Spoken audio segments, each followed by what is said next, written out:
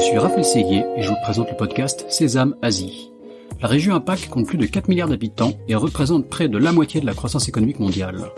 De nombreux Français sont donc venus s'installer ici, dans la région la plus dynamique au monde. Cependant, réussir en Asie n'est pas toujours facile. C'est pourquoi j'ai décidé de voyager de Hong Kong à Singapour, en passant par Tokyo et Shanghai, pour rencontrer ces Français qui ont réussi en Asie, percer leurs secrets et les partager avec vous.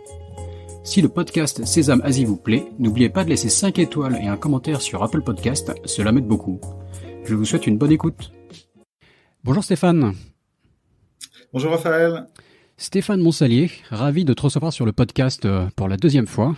Donc l'épisode 23, pour une introduction à Stéphane Monsalier de System in Motion, je vous renvoie à l'épisode 23 où on a déjà discuté de plein de sujets digital, Chine, retail. Mais aujourd'hui, on va plus parler intelligence artificielle et Chine. Donc juste pour commencer, Stéphane, peut-être une petite introduction. Rappelle-nous qui tu es, que fait ton entreprise, et après on enchaîne sur ces sujets. Donc je suis CEO et fondateur de System in Motion. On est une société de services qui livrons des projets sur mesure pour des clients internationaux ici en Chine. Et moi, à titre personnel, j'ai eu mon diplôme d'intelligence artificielle à Supélec en 1993. Donc ça fait 30 ans que je fais de l'IA. Donc je suis un dinosaure. Et je trouve très intéressant les derniers développements de l'intelligence artificielle qui remettent ces technologies-là sur le devant de la scène et tout ce qu'on va pouvoir faire avec. Donc System in Motion, rappelle-nous peut-être en 2 mots avant qu'on rentre dans le vif du sujet. Donc je me rappelle que tu es basé à Shanghai, tu es système intégrateur, tu travailles pas mal avec le retail, mais pas seulement. Donc en 2 mots, rappelle-nous un peu plus, donne-nous quelques détails en plus, s'il te plaît. Intégrateur, c'est le bon terme, même si c'est pas toujours le mot, un mot que le grand public comprend. Donc on aide nos clients à choisir les bonnes solutions, à les mettre en œuvre et surtout à les intégrer dans leur système d'information pour que le tout soit cohérent. Donc on a un rôle d'intégrateur et d'architecte. D'accord, très bien. Et donc dernière question, et après on parle d'AI, promis. La Chine, je suis curieux, donc ça fait longtemps qu'on n'a pas eu d'épisode sur le podcast. Les gens comme moi qui ne sont pas en Chine continentale savent que ça se réouvre, mais on en est où? On porte toujours des masques, on demande un test à la frontière. Comment est de la vie en Chine ces derniers temps? Donc les tests ont disparu. Alors les tests dans la vie quotidienne ont disparu puisqu'on avait les tests PCR quasiment tous les jours. Donc ça a disparu du jour au lendemain. On a les tests pour voyager sont en train de disparaître petit à petit. Le nombre d'avions est en train d'augmenter. Donc ça c'est la bonne nouvelle avec la réouverture des frontières. Ce qui n'est pas encore clair, c'est l'impact que ça va avoir sur l'économie. Tout le monde pense, imagine et espère que l'économie chinoise va repartir, mais ça n'est pas non plus complètement gagné. Donc le sentiment, je crois, généralisé ici dans le monde des affaires en Chine, c'est de l'optimisme prudent. Tout le monde est plutôt optimiste sur ce qui va se passer, mais on attend de voir en fait ce qui va vraiment se passer sur le plan économique. Et les expatriés, on parlait d'une fuite d'expatriés importants dans toutes les grandes villes chinoises. Les gens reviennent, la population a vraiment décru au final, on en est où? Oui, il y a bien une fuite des expatriés assez importante. Maintenant, c'est une tendance qui date pas d'hier, puisque ça fait depuis 2015, le nombre d'expatriés est en baisse. On commence à voir des gens revenir. On voit quelques étudiants sont revenus en Chine. Et moi, je prends ça comme l'indicateur un peu clé. Si les étudiants reviennent, les stagiaires reviennent, les VIE reviennent, et du coup, c'est un peu le redémarrage. Je pense que ce sera un petit peu à la source de la pas de la reconquête, mais du retour des expatriés en France. Tout ça va commencer par les étudiants. Ouais, non, tout à fait. On voit la même chose à Taïwan avec peut-être un temps d'avance là. Les étrangers dans la rue et les jeunes en particulier, donc seulement des étrangers, sont apparus ces dernières semaines. Donc il y a un petit temps de latence entre la réouverture forcément et le temps que les gens s'organisent et reviennent, mais ça va sûrement suivre le même processus. Donc allons sur l'IA, donc rentrons directement dans le vif du sujet. Donc l'IA en Chine, je te laisse démarrer et on enchaîne. La Chine a été prise comme le reste du monde par la vague de ChatGPT. Donc je pense que depuis 5 ou 6 semaines, on parle là début mars 2023. C'est le sujet de toutes les discussions en ville. Il n'y a pas un déjeuner, un dîner, un petit déjeuner où on n'en parle pas. Dans toutes les conférences, il y a toujours quelqu'un pour lever la main et poser la question de l'impact de ChatGPT dans l'industrie X, Y, Z. Et ce qui s'est passé en Chine, comme souvent sur ce genre de technologie, ça a été interdit. Voilà. Donc ça a pris très peu de temps pour qu'en fait l'utilisation de ChatGPT, la promotion de ChatGPT, la fourniture de services qui s'appuient sur ChatGPT a été interdite en Chine. Alors c'est impossible à appliquer. Évidemment, ça serait beaucoup trop. C'est techniquement impossible de le faire et de le bloquer. Ça a été ralenti. Et le sujet dont tout le monde parle, en fait, c'est est-ce qu'un modèle concurrent va rapidement émerger. Donc, Baidu a annoncé qu'il travaillait sur un modèle à langage qui aura bien évidemment l'avantage d'être chinois d'abord et même s'il est multilingue, de s'appuyer d'abord et d'être beaucoup plus pertinent en chinois. Donc, il y a un peu d'attentisme par rapport à ça. Maintenant, dans le monde des affaires internationales, tout le monde trouve le moyen de l'utiliser. Tout le monde l'utilise et en abuse. Et c'est le sujet de tout un tas de présentations dans les chambres de commerce, etc. Donc, c'est vraiment le sujet à la mode aujourd'hui à Shanghai. D'accord. Donc, un changement de stratégie de la Chine, quoi. Moi, je me souviens de l'époque, on a eu Google, on a eu Facebook en Chine et même Google très actif, quoi, avec des produits. Je me souviens par exemple, d'un produit immobilier, Google Immobilier, qui, à ma connaissance, n'existait qu'en Chine. Voilà, il y a eu tout un temps où ces entreprises étaient permises et jusqu'à un moment où on coupait le robinet. Mais là, ça a été quasiment immédiat. La Chine a pas attendu, elle a arrêté la ChatGPT. Je pense qu'il y a deux raisons. Il y a deux raisons majeures. Il y a la raison classique, historique de laisser monter une technologie locale. Et donc avec Baidu étant le mieux placé sur toute la partie intelligence artificielle et la partie langage, parce que c'est quand même le moteur de recherche, donc ils ont accès à énormément d'informations, ils vont pouvoir entraîner leur modèle. La deuxième problématique, je pense, est plutôt et au final une problématique un peu politique, qui est d'avoir ce bot qui répond à toutes les questions. Et je pense que sur des questions sensibles de politique géopolitique internationale, il n'aura pas les bonnes réponses. Et donc ce côté, tu vois, test de Turing, d'imiter l'humain et de faire croire de donner l'impression de dialoguer avec un humain et de cette imitation qui fait très bien. Je pense qu'elle est vue aussi comme étant risquée parce qu'il n'y a pas de contrôle des réponses et des résultats.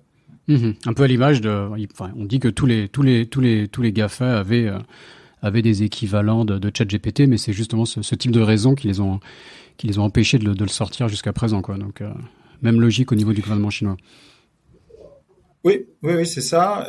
Et donc on va dire OpenAI a été le premier à tirer.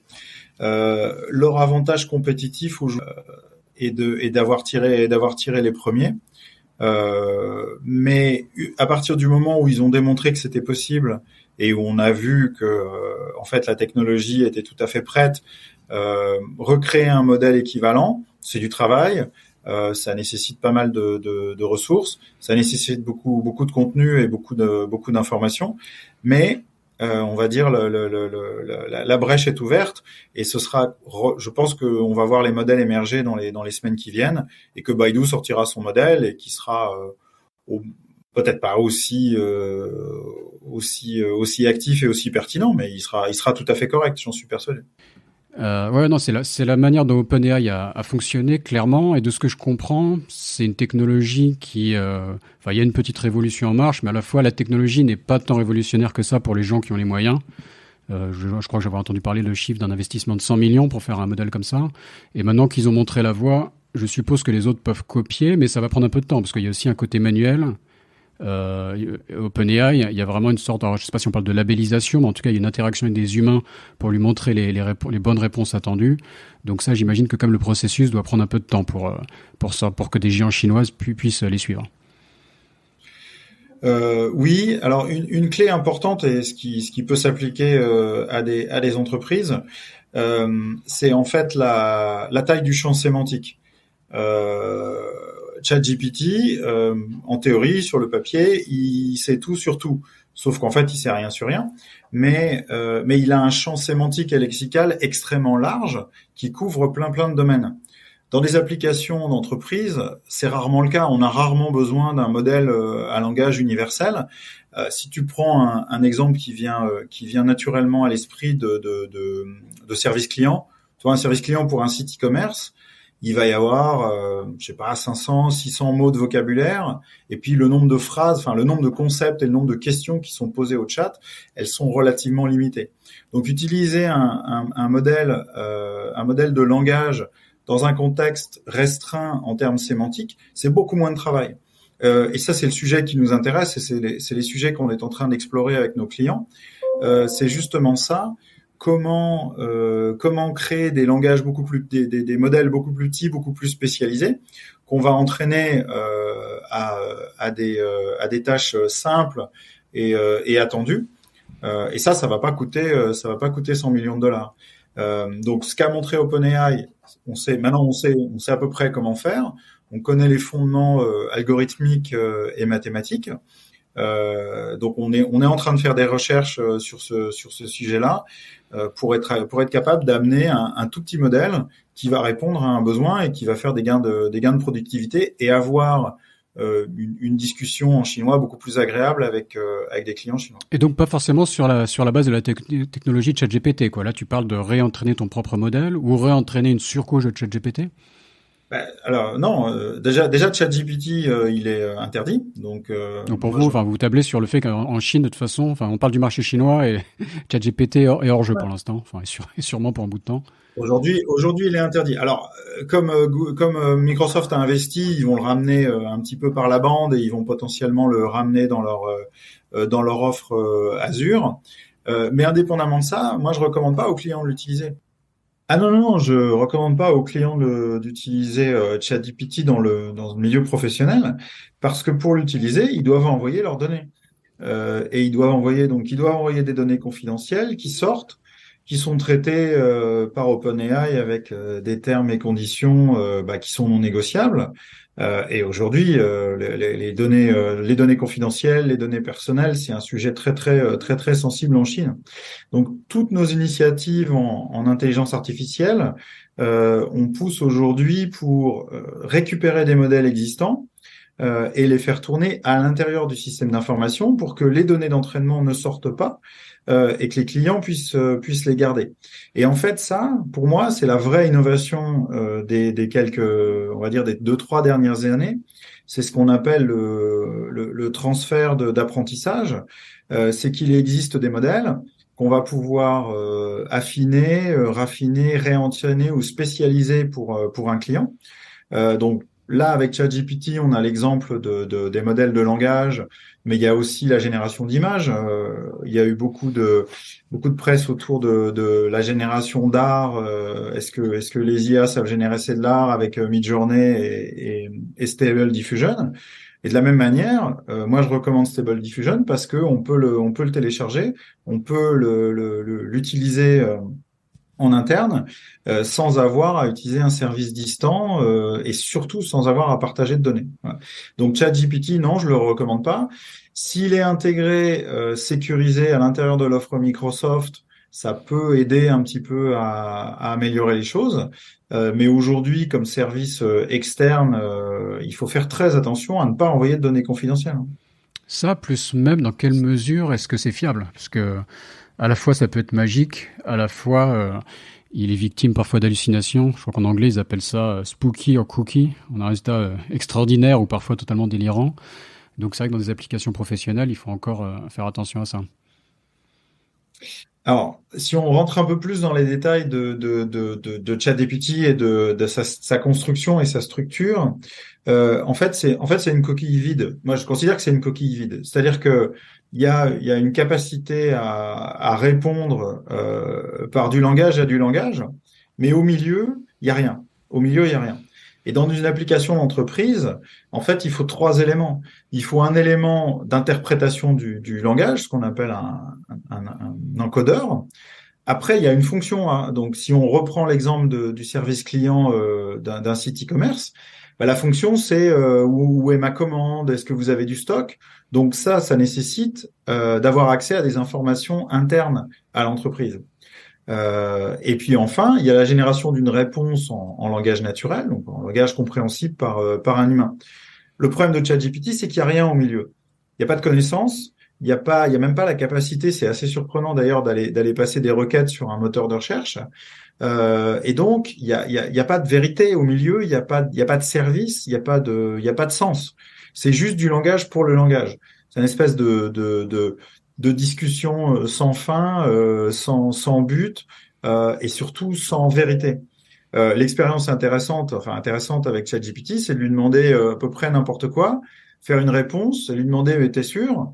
Et en général, il dit ah non, je me suis trompé, même si la première fois il avait raison. Donc il n'y a pas de notion de vérité, il n'y a pas de notion de sens, et c'est complètement vide. La seule valeur du modèle, c'est de montrer à quel point on peut manipuler le langage et gérer le langage. Donc les deux, moi la recommandation que j'ai pour les recommandations que j'ai pour ChatGPT, les deux utilisations qui fonctionnent plutôt pas mal, c'est ce qu'on faisait quand j'étais au lycée, le résumé de texte, et il fait ça très bien. Ou alors, ce qu'on nous a jamais demandé à faire, mais qui est utile aussi, c'est d'étendre un texte. Donc, partir du langage pour aller vers le langage, ça fonctionne. Mais il faut surtout pas lui demander de substance, de stratégie ou quoi que ce soit. Et avec toujours la même limitation, ne pas envoyer d'informations confidentielles.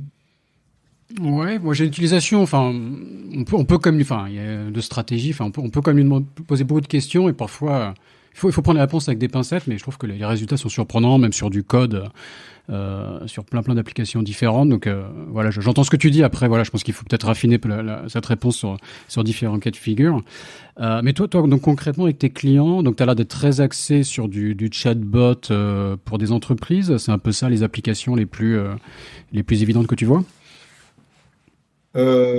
Tous les endroits, en fait, tous les endroits où on va vouloir du langage naturel, donc que ce soit du chat ou même des réponses à des emails, demande de cotation, donc comprendre un email, détacher toutes les informations d'un email ou sur du support par email, quelle est l'urgence de la demande. Donc là, enfin, encore une fois, les usages, il y en a beaucoup. Mhm. Il faut le frein aujourd'hui, c'est de trouver effectivement les modèles indépendants qu'on va pouvoir récupérer et qu'on va pouvoir mettre en œuvre. Il y avait une autre barrière et là, je pense qu'on a trouvé une bonne solution. Il y avait la barrière de la mise en production et de la stabilité. Si tu veux, historiquement, les acteurs de l'intelligence artificielle ont ce côté un petit peu recherche, expérimentation, qui est à la fois lié à la technologie, mais aussi lié à la personnalité des gens qui ont travaillé dans ce monde-là. Et nous, on vient plutôt du monde on va dire de la production. Quand on met un truc en production, on a envie qu'il tourne pendant 5, 10 ans, qu'il fonctionne bien. Et aujourd'hui, je trouvais il y avait un écart, il y avait un gouffre entre ce côté un peu expérimentation, agile, rapidité sur les modèles, tu vois, notebook Jupyter pour parler technologie, et puis après aller faire tourner des trucs en production qui vont donner des bons résultats. Et là, on a trouvé une belle plateforme qui s'appelle Dataiku, qui résout ce problème-là. Mhm. Qui vraiment professionnalise toute la chaîne de traitement des données en amont, l'entraînement des modèles, la surveillance de la performance des modèles, proposer ça après aux applications métiers, qui permettent d'intégrer tous ces éléments-là. Et c'est une belle découverte. Ça a été recommandé par un ami qui travaille dans un grand groupe et ils ont choisi cette technologie-là. Et moi, je voulais pas lancer de projet tant qu'on n'avait pas trouvé un moyen fiable de mettre les choses en production. Donc je trouve qu'aujourd'hui on est vraiment à la croisée des chemins, à avoir des modèles extrêmement puissants qu'on va pouvoir manipuler, utiliser et qui évitent, enfin qui dispensent les entreprises d'avoir des milliards de données pour entraîner un modèle à partir de rien. Et de l'autre côté, une belle plateforme qui existe déjà depuis pas mal de temps, qui va permettre de mettre les choses en production. Donc, on a beaucoup de discussions intéressantes sur ces sujets-là. J'ai essayé d'expliquer aux gens que ChatGPT, c'est pas miraculeux. Il y a des choses qu'il fait très bien, il y a des choses qu'il fait très mal. Il faut pas l'utiliser pour ce qui n'a pas été conçu pour être fait. Mais par contre, ça ouvre la voie de belles innovations sur les années à venir. D'accord, ouais, donc Dataiku, donc c'est une entreprise française, ouais, c'est assez connue, je crois, dans le domaine. Donc, non, intéressant de savoir que tu as trouvé ça comme partenaire potentiel. Je suis très d'accord avec toi sur le côté stabilité pour avoir joué un peu avec l'API de ChatGPT. Voilà, c'est faire des requêtes API avec un prompt et parfois des résultats qui peuvent différer. Enfin, c'est à la fois ça peut marcher, mais il y a un côté un peu acrobatique où ça manque un peu de stabilité. Enfin, comme voilà, ce que tu disais sur le côté mettre en production, il y a encore des points d'interrogation sur comment tout ça va avancer dans l'avenir. Bon bah voilà, on va faire un épisode assez court, donc je sais pas si tu as quelque chose pour la conclusion. Donc j'ai la question classique de comment hacker la Chine, comment hacker l'Asie. Donc tu as déjà répondu dans ton précédent passage. Là j'ai l'impression que cette réponse va tourner autour de l'AI pour hacker la Chine dans les temps qui viennent. Ah ben la bonne nouvelle, c'est qu'avec tout ça et ces manipulations de langage, on n'a pas encore vu les applications, mais on va faire un bond en avant sur la traduction automatisée. Mm-hmm. C'est un peu un effet de bord. Et donc pouvoir parler chinois sans parler chinois, comprendre le chinois sans le comprendre, tu sais, le Babelfish du guide du routard intergalactique, je pense qu'on s'en est rapproché d'un grand coup avec ces modèles à langage. Ça ne dispense pas de comprendre la culture, c'est-à-dire que si demain effectivement on a des applications parfaites qui font la traduction en temps réel, ça ne dispensera pas de l'effort d'aller vers l'autre et de comprendre la différence entre l'Orient et l'Occident qui sont très très loin et qui sont des cultures différentes et qu'il faut prendre le temps d'appréhender et de comprendre. Donc mon conseil pour hacker la Chine, c'est celui d'aujourd'hui de cet épisode, c'est de comprendre que les codes sont différents et de prendre le temps de parler à des Chinois et de comprendre comment ils réfléchissent, comment ils pensent et de s'approcher de cette culture aussi près qu'on puisse le faire. D'accord. Peut-être une idée de start-up, un avatar avec ChatGPT derrière qui permet de s'entraîner à la différence culturelle chinoise. Il y a peut-être quelque chose à faire. Très bien. Bon, bah, merci beaucoup Stéphane et à une prochaine fois alors. Merci Raphaël. Salut. À bientôt. Cet épisode de Sésame Asie est maintenant fini. Si vous êtes toujours là, c'est que ça vous a sûrement plu. N'hésitez donc pas à laisser 5 étoiles et un commentaire sur Apple Podcast. Cela m'aide beaucoup. Pour me contacter, le plus simple est de m'ajouter sur LinkedIn, Raphaël Séguier, Seghier. N'hésitez pas à me dire ce que vous avez pensé du podcast, à suggérer des invités ou des thèmes qui vous intéressent. Tout feedback est le bienvenu. Merci d'avance et je vous retrouve au prochain épisode. Salut!